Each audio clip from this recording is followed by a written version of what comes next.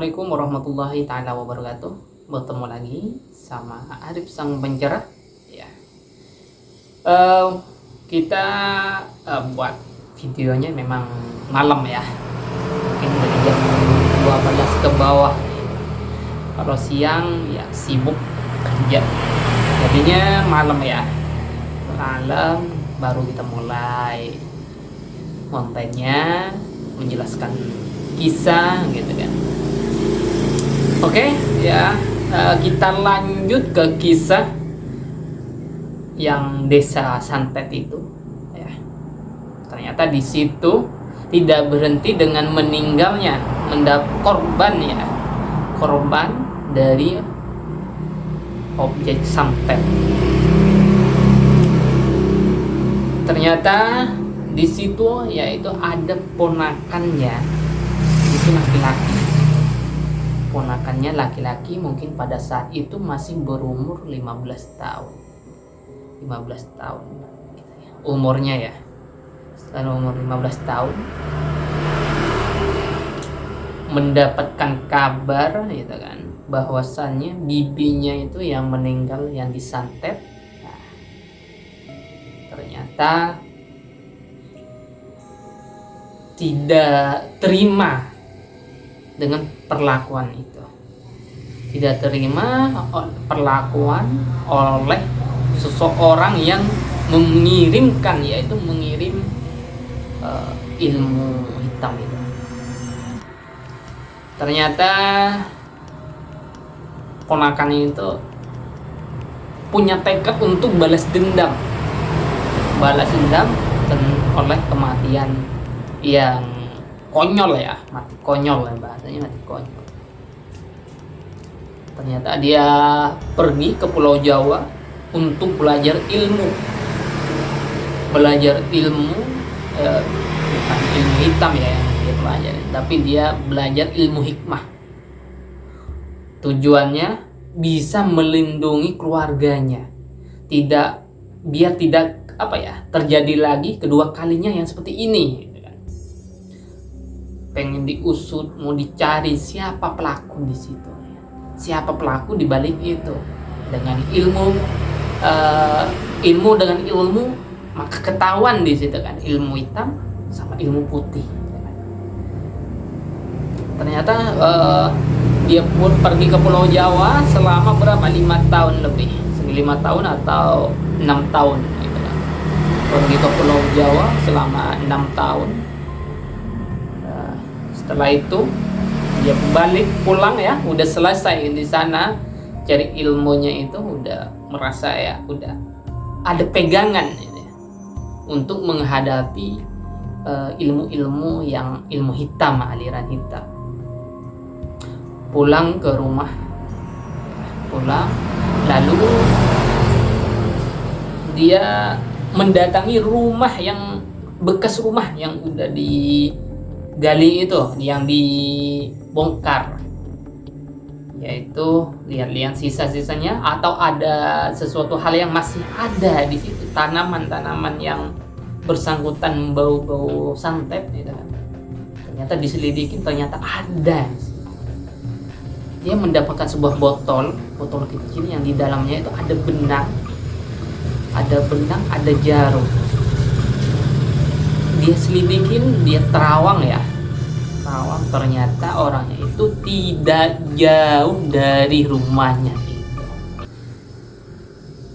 benar-benar tetangga.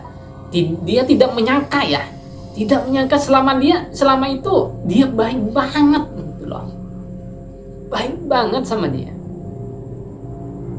Ternyata di balik kebaikannya itu ada sesuatu yang tidak bisa dipahami. Luar biasa.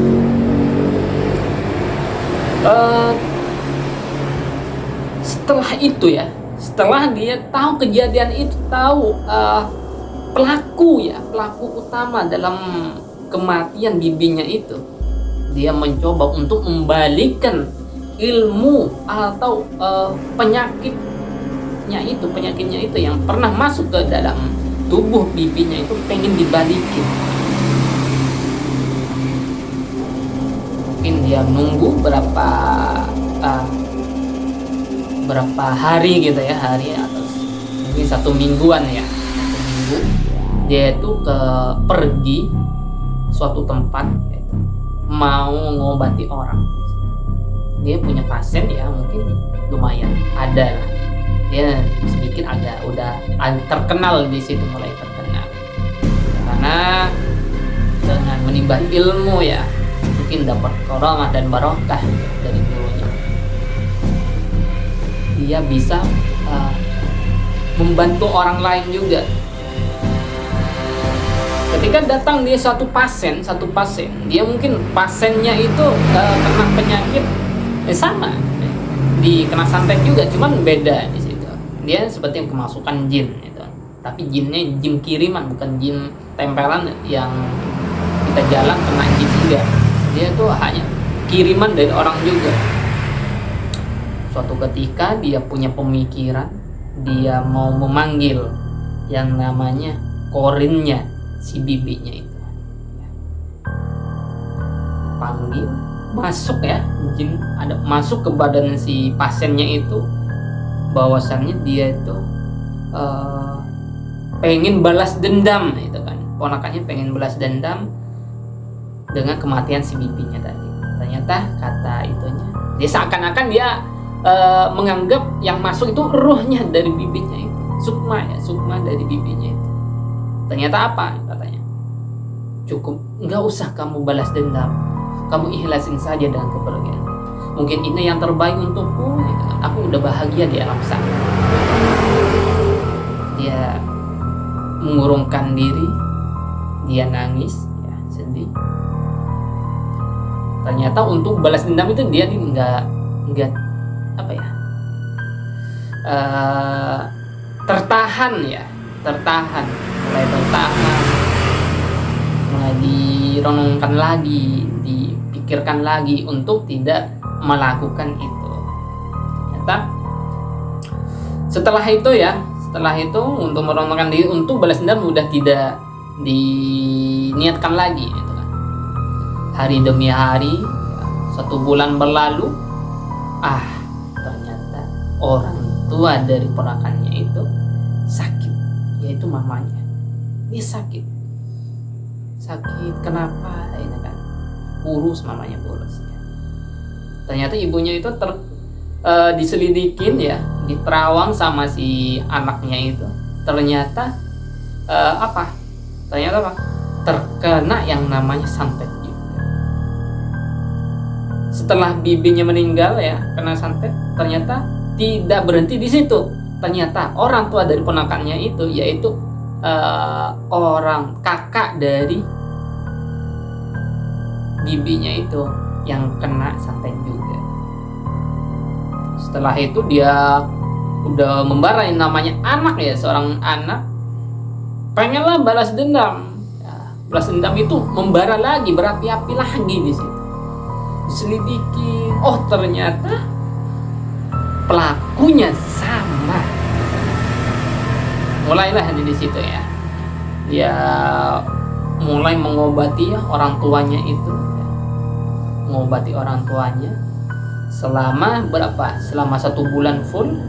Setiap malam ya, jam 12 ke bawah dia mulai meditasi, mulai dia mengobati ibunya.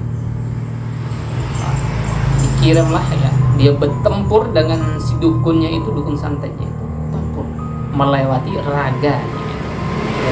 Nggak tahu ya kita seperti apa itu, mungkin kayak film-film Mak Lampir atau Aling Dharma gitu ya. Aku juga nggak tahu seperti apa.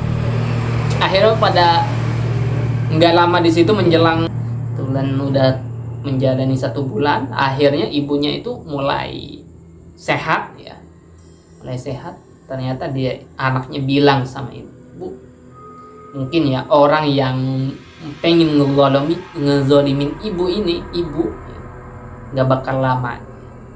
Kok begitu nak? Iya, soal ilmunya udah aku cabut ilmunya. Mungkin dia kuasa Allah ya, kuasa Allah nggak lama. Ternyata 1 bulan dari situ, 1 bulan 40 hari ya, 40 hari ternyata orang tetangga itu ada yang sakit. Satu orang sakit, sakitnya itu 3 hari. Pas 3 hari dari sakitnya itu dia meninggal. Lalu setelah meninggalnya tetangganya itu, anaknya itu bilang, dialah yang selama ini mengirim buhul santet.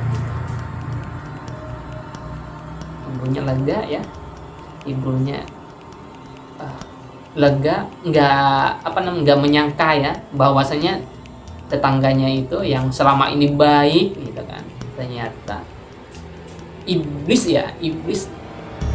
yang menyamar jadi manusia. Akhirnya anaknya itu, si anaknya itu yang udah punya belas dendam ternyata udah udah terlaksana ya, udah selesai belas dendamnya itu, ternyata tidak selesai di situ juga. Dia jadi seorang ustadz di situ ya, ustadz